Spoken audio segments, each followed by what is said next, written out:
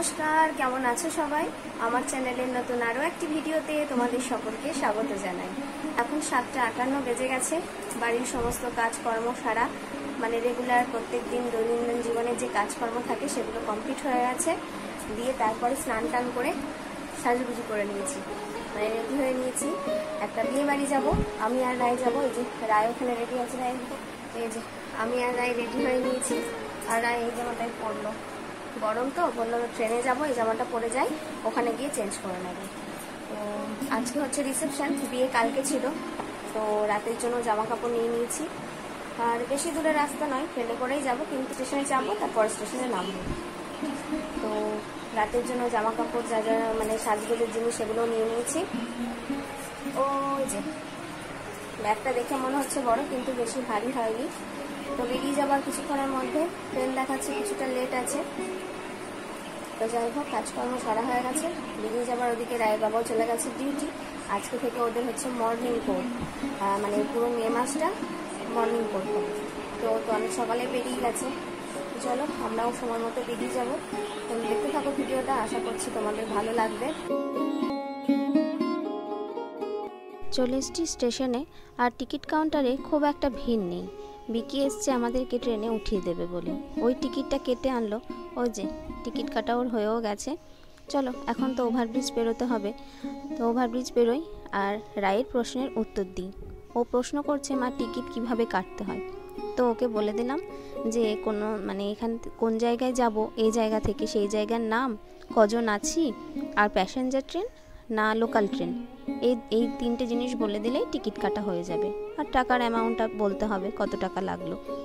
তো টিকিট কাটা হয়ে গেছে, ওভারব্রিজ পেরিয়ে এসে প্ল্যাটফর্মে বসে আছি। কোথাও যাওয়ার আগে এই একটা বিরক্তিকর জিনিস, স্টেশনে এসে ট্রেনের অপেক্ষা করা। অনেকক্ষণ ধরেই বসে আছি সবাই মিলে, আর চোখের সামনে দেখছি একের পর এক মালগাড়ি পেরিয়ে যেতে। ট্রেনের মানে কোনো দিকেই ট্রেনের কোনো নামগন্ধ নেই। আর স্টেশনে খুব ভিড় না থাকলেও বেশ ভালো ভিড়ই আছে, কিন্তু এই ভিড়টা থাকবে না, কারণ এর পরে একটা ট্রেন আসছে অন্য লাইনে, তখন অনেকটা হালকা হয়ে যাবে। চলো এখন অপেক্ষা করি কখন ট্রেন আসে।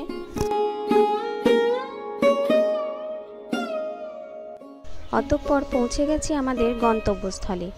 তো তোমাদেরকে তো বলাই হয়নি আমরা কোথায় যাচ্ছি, নেমন্তন্ন বাড়ি। আমরা যাচ্ছি আমার বৌদির দাদার বিয়েতে। তো বিয়ে তো গতকাল হয়ে গেছে, আজকে হচ্ছে রিসেপশন। তো সেই জন্য সকাল থেকে চলে এসেছি, সারাটা দিন রাত্রি কাটাবো হইচই আনন্দের সঙ্গে, সমস্ত কিছু তোমাদের সঙ্গে শেয়ার করব। তো আমরা নেমে গেছি, আর বেশি দূরে যাওয়ার ছিল না, পরের স্টেশনেই নামলাম। আর প্রচণ্ড রোদ, মাও এসছে, মা এসে দাঁড়িয়ে আছে স্টেশনে। চলো ওভারব্রিজটা পার হয়ে যাই। রায় প্রচণ্ড গরম, ঘেমে গেছে না রায়? আর আসলে ব্যাগটার জন্য ঘেমে গেছি, ব্যাগটা আনতে কে বললো তোকে? চলো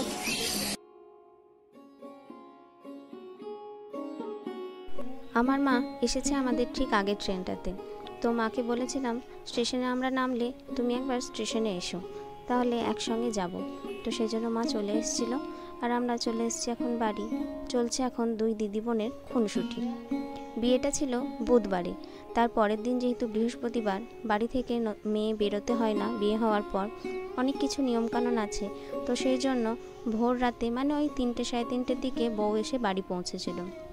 তো সেই সময় শুধু নিয়ম রক্ষার খাতিরে বউ বরণ করে ঘরে তোলা হয়েছিল, কারণ বিয়ের মানে ছাদনার তলায় বউ যখন ঢোকে, নতুন বউ ঘরে ঢোকে, তখন বাড়ির বড়রাও আশীর্বাদ করে। তো সেই সমস্ত কিছু হয়নি, তার কারণ অনেকটাই রাত হয়ে গেছে, মানে অনেকটাই রাত ছিল, ভোর রাত, বুঝতেই পারছো 3:30 মানে কেমন ভোর। তো সেই সময় শুধু বরণ করে তুলেছিল, আর সবাই ছিল ক্লান্ত পরিশ্রান্ত। তো সেই জন্য সবাই একটু রেস্ট করে নিয়েছিল। তারপরে বেলা হলে সবাই স্নান টান করে, ঘুম থেকে উঠে স্নান টান করে ফ্রেশ হয়ে সবাই মিলে বাড়ির বড়রা এখন আশীর্বাদ শুরু করে দিয়েছে। আর এতে করে একটা কি সুবিধে হয়েছে বলো তো, আমারও সব এই সমস্ত রিচুয়ালগুলো দেখা হয়ে গেল, আর তার সঙ্গে তোমাদের সঙ্গেও শেয়ার করা হয়ে গেল। আর ভোর রাতে হলে আশীর্বাদটা তাহলে তো তোমাদের সঙ্গে শেয়ার করতে পারতাম না, আমিও দেখতে পারতাম না।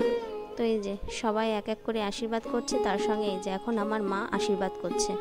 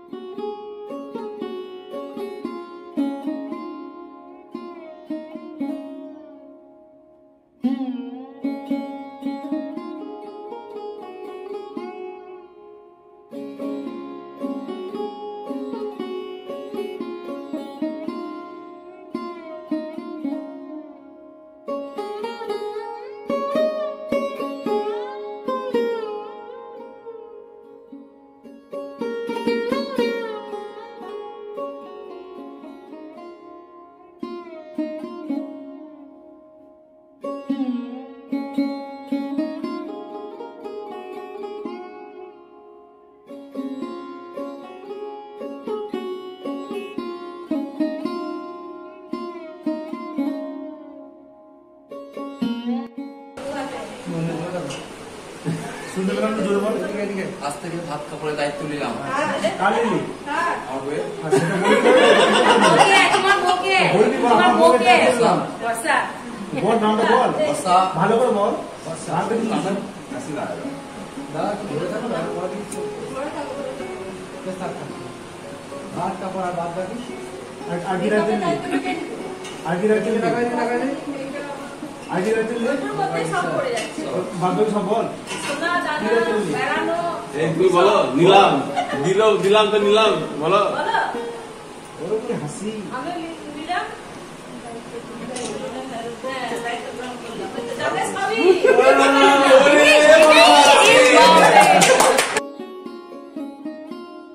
বিয়েবাড়ির হইচই আনন্দ উল্লাসের মধ্যে অনেকটা সময় অতিবাহিত হয়ে গেছে। এখন আর একটা রিচুয়াল, ভাত কাপড় দেওয়ার রিচুয়াল হলো। তো এরপরে বউ বর দুজনে ওই একই থালাতে খাবার খাবে। তো চলো ওরা খাবার খাক, আর আমরাও এখন নিচে খাবো দুপুরের খাবার। আর বউ দিয়ে দেবে সবার পাতে পায়েস, মানে বউ ভাত যেটাকে বলা হয়। তো চলো ওরা খেতে থাকুক, আমরাও এখন দুপুরের খাবার খাবো। আর তোমাদের সঙ্গে দেখা হবে একদম সন্ধ্যায় সাজের পর।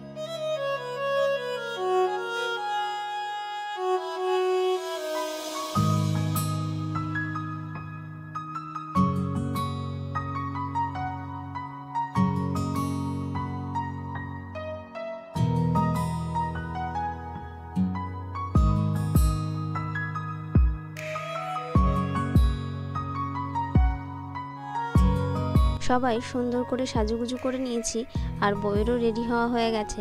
এখন চললাম যেখানে রিসেপশনের অনুষ্ঠান হবে সেই অনুষ্ঠান ভবনে। বাড়ি থেকে বেশি দূরত্ব নয়, হাঁটা পথে ওই মিনিট 2-3 মতো।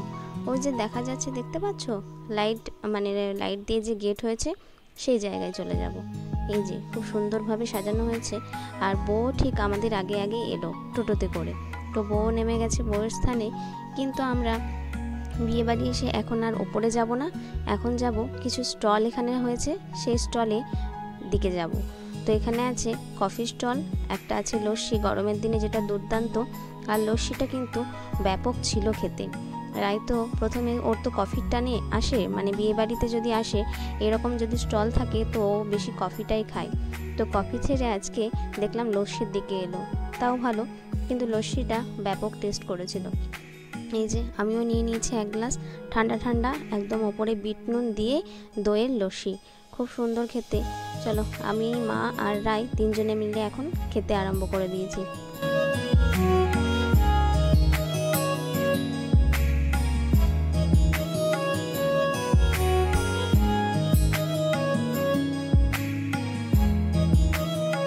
রায়ের লস্যিটা এতটাই পছন্দ হয়েছে, আবার ওই লস্যির স্টলে এসে দাঁড়িয়ে আছে। আমরা ওর পিছু পিছু চলে এলাম। এরপরে আছে কফি আর ফুচকা, কিন্তু কফিটা নেব না, তো একটু লস্যি নিয়ে নিই ঠান্ডা ঠান্ডা গরমের দিনে। এই যে দারুণ লাগছিল কিন্তু লস্যিটা খেতে। তো লস্যি খাওয়া হয়ে গেছে, এখন চলে এসেছি ফুচকার স্টলে। প্রথমে যখন ঢুকলাম তো তখন ফুচকার স্টলটা একেবারে ফাঁকা ছিল। তো ভাবলাম যাই একটু ঠান্ডাটাই খেয়ে আসি, তারপরে এসে ফুচকা না হয় একটু টেস্ট করব। বাপরে দেখো কেমন লাইন, এরকম যেন দোকানেও মানে বাজারেও হয় না এরকম লাইন। তো যাই হোক, মা বুদ্ধি করে একটা প্লেট নিয়ে ওই ফাঁক দিয়ে হাত ভরে একটা করে নিচ্ছে আর আমাদেরকে দিচ্ছে। একবার রায় আর একবার আমি। মা এরও সব অত পছন্দ নয়, মা বললো আমি খাবো না, তোদেরকে দিচ্ছি তোরাই খা। তো এই যে একবার রায় আর একবার আমি। খাওয়া দাওয়া কমপ্লিট, যে উপলক্ষে আসা সেই উপলক্ষে এবার যাওয়া যাক বউয়ের কাছে। আজকে তো বিয়ের কিছু নয়, আজকে রিসেপশন, তো বিয়ে দেখার সেরকম কোনো তাড়া নেই যে তাড়াতাড়ি যাব গিয়ে বিয়েটা দেখবো, সেসবগুলো তোমাদের সঙ্গে শেয়ার করব। রিসেপশন, বউ বর দুজনেই বসে আছে, আর একের পর এক অতিথিরা আসছে আর কিছু গিফট দিয়ে যাচ্ছে, আর তাদের জানিয়ে যাচ্ছে ভালোবাসা অনেক। তো ফটোশ্যুট হয়ে গেল, এখন আমরা চলে এসেছি খাবার জন্য, কারণ বেশি রাত করব না, আমাকে আবার বাড়ি ফিরতে হবে। কারণ বাড়ি ফিরতাম না, এখানেই থাকতাম রাত্রে, কিন্তু বেশ ভালো একটা উপায় পেয়ে গেলাম। তো সেই জন্য ভাবলাম যে না, সকালে ওই তাড়াতাড়ি যাওয়ার থেকে এখনই চলে যাওয়া ভালো, তাহলে বাড়ি গিয়ে একটু রেস্ট করা যাবে। চলে এসেছি খাবার লাইনে, কিন্তু এখন দাঁড়িয়ে আছি, প্রচণ্ড হারে ভিড়, আর জায়গাটা একটু ছোট ছিল। তো সেই জন্য আগে থেকেই বুকিং করে রাখতে হচ্ছে যে আমরা এই জায়গাটায় বসবো আর কি। তো যাই হোক, অনেকক্ষণ দাঁড়িয়ে থাকার পরে, অনেকক্ষণ বলতে ওদের খাওয়া দাওয়া পর্যন্ত ওয়েট করতে হলো, তারপরে আমরা অবশেষে বসতে পেরেছি। কিন্তু এখন খাবার টেবিলটা পরিষ্কার হয়নি, কিন্তু ওই যে না বসলেই অন্যজন এসে ঠিক বসে যাবে। যাই হোক, টেবিল পরিষ্কার করা হয়ে গেছে, নতুন প্লেট, নতুন টেবিল ক্লথ, সমস্ত কিছু চলে এসছে, জলের বোতল। তো খাবার মাঝখানে আর ভিডিও করতে পারবো না, সেই জন্য তোমাদের আজকের মেনুটা দেখিয়ে দিই, তোমরা দেখে নাও। কারণ প্রচণ্ড ভিড়, সেই ভিড়ের মাথায় খাবার দেওয়া শুরু হবে, আর আমি ফোনটা খুলে আর ভিডিও করতে পারবো না, কারণ ওদিকে খাওয়ার তাড়াও রয়েছে। চলো তোমাদের দেখিয়ে দিই আজকের রিসেপশনের কি খাবার দাবার আছে।